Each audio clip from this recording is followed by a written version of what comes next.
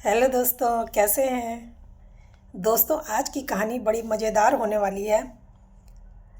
आनंदपुर गांव में एक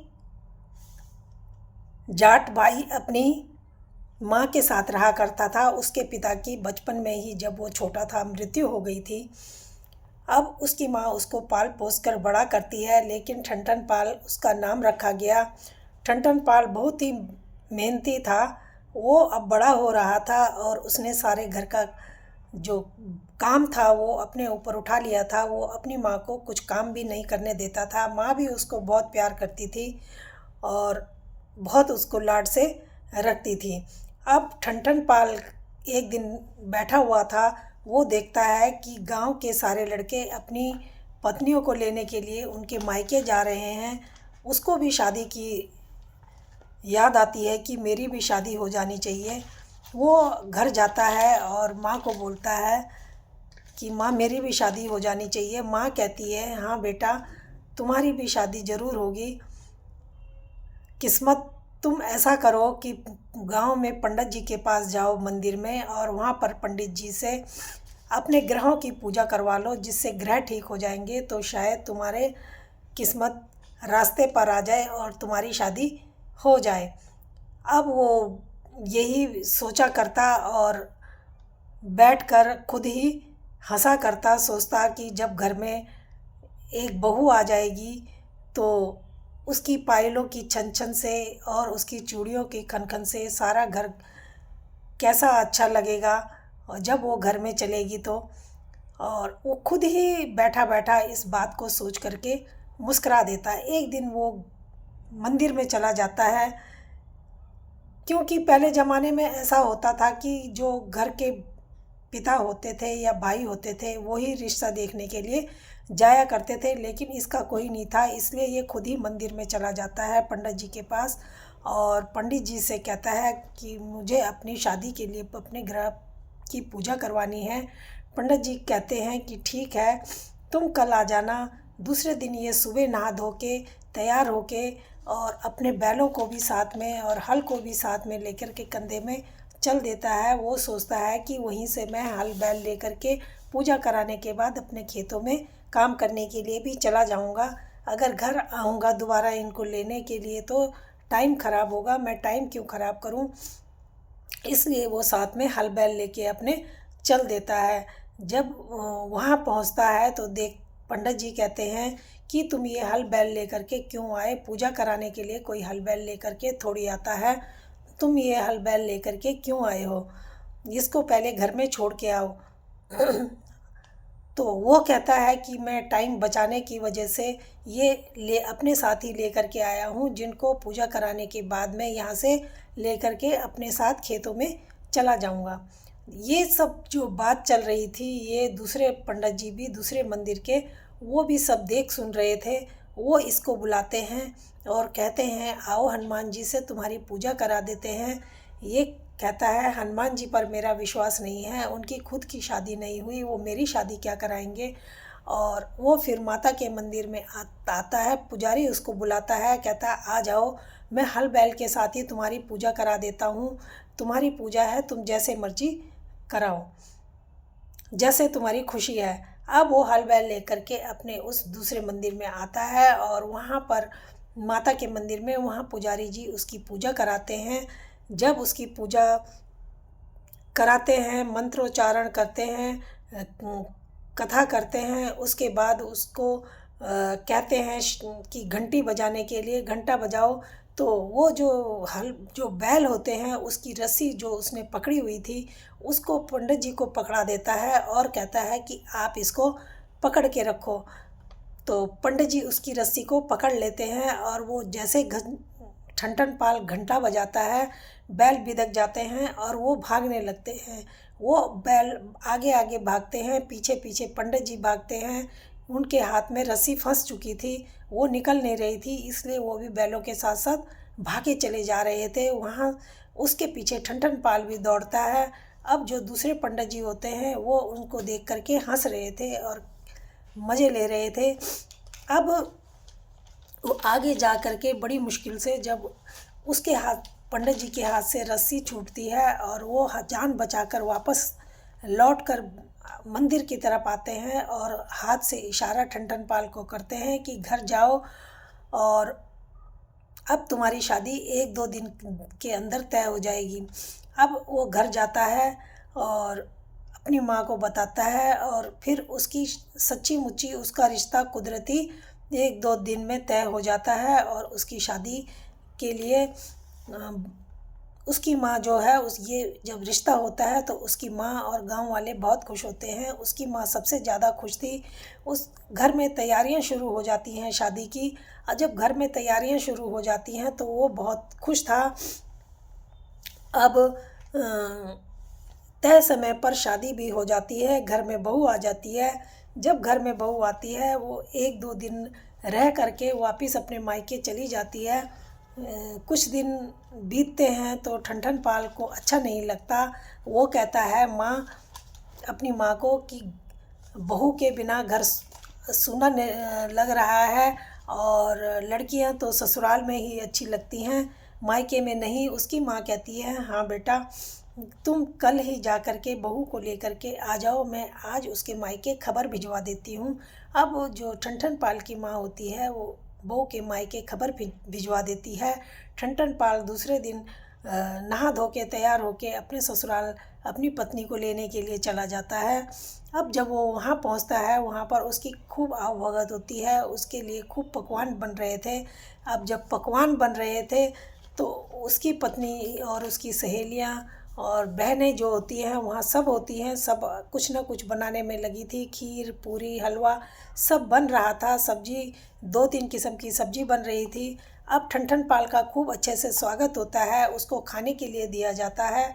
अब जो पूरी बन रही थी वो छोटी छोटी थी और ठन पाल की माँ तो बड़े बड़े रोटी बनाते थी जिसके वो 4 टुकड़े करके खाता था। अब ये छोटी छोटी पूरी थी, ये एक पूरी को सब्जी रखता है एक पूरी में और उसको फटाफट खा जाता। ऐसे ही वो खाने लग गया। ये देख करके सब हंसने लग गए और जो उसकी पत्नी थी उसे ये अच्छा नहीं लग रहा था। वो लड़की पढ़ी लिखी थी, शहर की थी, उसे ये देख करके बहुत अजीब लगा। उसने ठन पाल की तरफ देखा और उसने सोचा कि ठन पाल मुझे देखे तो मैं इसको कुछ कहूँ। अब जैसे ही ठन पाल की नज़र अपनी पत्नी पर पड़ती है, वो पूरियाँ सेक रही थी, उसने इशारा किया, 1 नहीं 2। उसने तो बोला 1 नहीं 2 मतलब एक पूरी के 2 टुकड़े करके तुम खाओ, ऐसे मत खाओ। लेकिन वो सोचता है कि ये कह रही है 1 पूरी नहीं तुम 2 पूरी खाओ इकट्ठी। वो 2 पूरी उठाता है, सब्जी रखता है और खा जाता है। अब उसको देख करके सब बहुत हंस रहे थे। उसकी पत्नी को उसको देख करके बहुत गुस्सा आ रहा था। वो कहती है कितना मूर्ख है। वो अपने सिर पर हाथ मारती है और वो देख रहा था अपनी पत्नी को। जब वो अपने सिर पर हाथ मारती है तो वो सोचता है कि ये कह रही है कि पूरी को जो हाथ में पूरी है वो सिर से लगा के खाओ। तो वो ऐसा ही करता है, पूरी उठाता है, 2 पूरी सब्जी रखता है, मत्थे से छुआता है और फिर उसको खाने लगता है। ऐसे ही पत्नी उसको देख के कहती है, चूल्हे की तरफ इशारा करती है कि जैसे तू पहले जल रहा था ऐसे ही जल ले, क्या ज़रूरत है ऐसा सब करने की। यानी कि तू जैसे पहले खा रहा था ऐसा ही खा ले। लेकिन उसको तो कुछ समझ में ही नहीं आ रही थी कि ये क्या बोलना चाह रही है। वो तो बेचारा सीधा साधा था, वो कुछ नहीं जान रहा था। अब वो ऐसे ही भरपेट खाना खाता है और जब खाना खा लेता है तो चारपाई में बिस्तर लगा हुआ था, वो जा कर के सो जाता है। सवेरे उठता है और अब वहाँ से उनको अब विदा किया जाता है। जब विदा होने लगते हैं तो जो उसकी सलज, सालियाँ, साले वगैरह होते हैं वो कहते हैं कि जीजा जी रास्ते में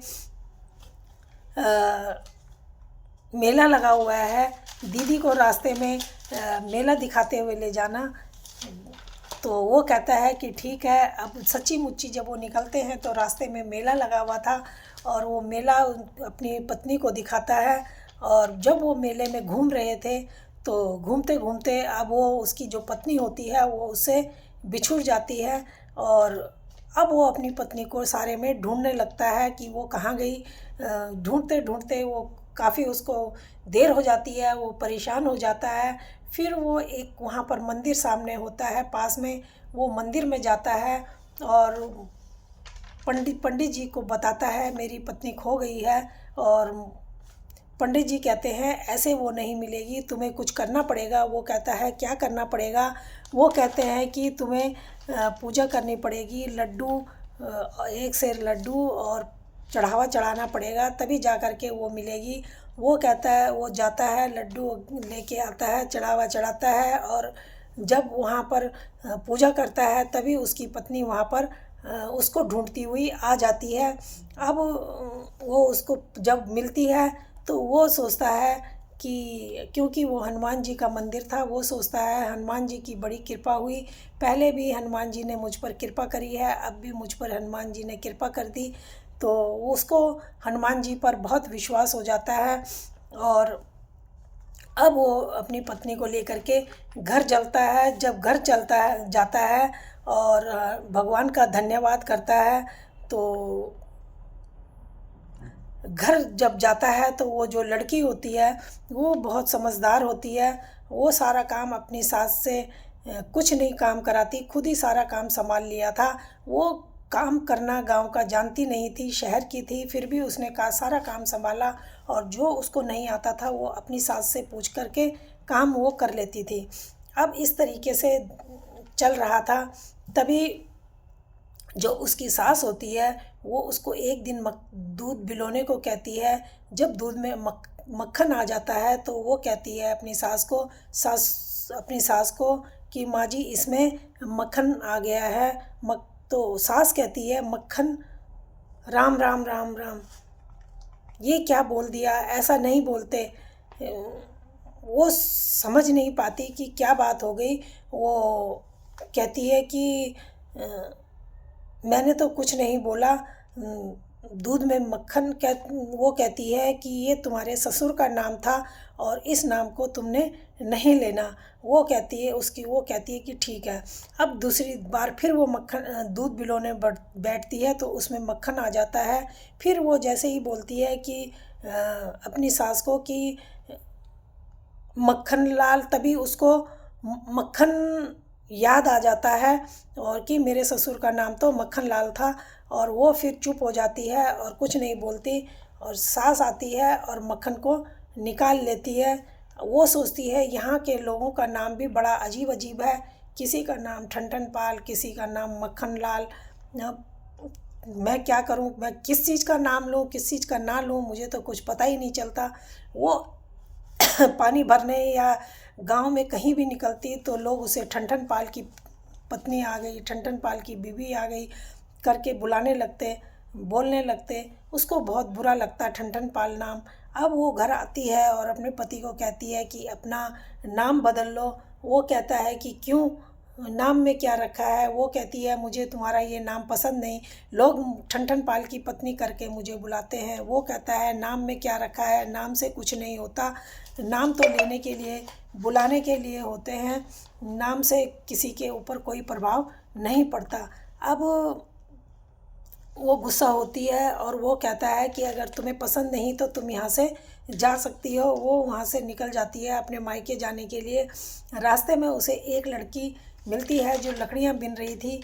वो उसको लकड़ियाँ बिनते हुए देखती है और पूछती है कि बेटा तुम लकड़ियाँ बिन रही हो, क्या बात है, तुम्हारा क्या नाम है। और तो वो कहती है कि मेरा नाम लक्ष्मी है। तो वो कहती है कि लक्ष्मी और लकड़ियाँ बिन रही है। और फिर थोड़ा आगे जाती है तो देखती है एक आदमी बैलगाड़ी में बहुत सारा भूसा लेकर के जा रहा है। वो उसको पूछती है कि ये भूसा कहाँ ले जा रहे हो और तुम्हारा क्या नाम है। वो अपना नाम धनपाल बताता है। वो कहती है कि नाम धनपाल और भूसा लेके जा रहा है। फिर वो आगे बढ़ती है, फिर देखती है कि वहाँ से एक शव यात्रा जा रही है। वो वहाँ लोगों से पूछती है कि ये कौन है और इनको क्या हो गया, इनका क्या नाम है। तो एक आदमी कहता है कि बहुत अच्छे आदमी थे बेचारे और इनका नाम अमर सिंह था। नाम अमर सिंह और मर गया। वो सोचती है, वो सीधा वहाँ से घर आती है और फिर जैसे ही घर आती है तो ठन पाल उसको पूछता है कि क्या बात है, तुम तो मायके जा रही थी, वापस कैसे आ गई। वो कहती है कि हाँ मैं आ गई हूँ, लकड़ी बीने लक्ष्मी, भूसा ढोए धनपाल, भूसा ढोए धनपाल। और अमर सिंह तो मर गया, मेरा ठन पाल ही मेरे लिए बहुत अच्छा है, ठन पाल नाम ही अच्छा है। ये सोच कह के वो जब कहती है तो ठन पाल की आंखों में आंसू आ जाते हैं और वो फिर दोनों के दोनों आराम से सुख चैन से रहने लगते हैं। और वो कहती है कि मेरा ठन पाल ही अच्छा है, जो मेरा बहुत ख्याल रखता है, मुझे किसी चीज़ की कमी नहीं होने देता। सास है तो सास पुराने विचारों की है, कोई बात नहीं, उनको कोई बात नहीं, वो बोलती हैं तो वो तो पुराने ख्यालातों की है। तो दोस्तों ये कहानी कैसी लगी? अगर अच्छी लगी हो तो प्लीज़ लाइक और सब्सक्राइब ज़रूर करना। धन्यवाद।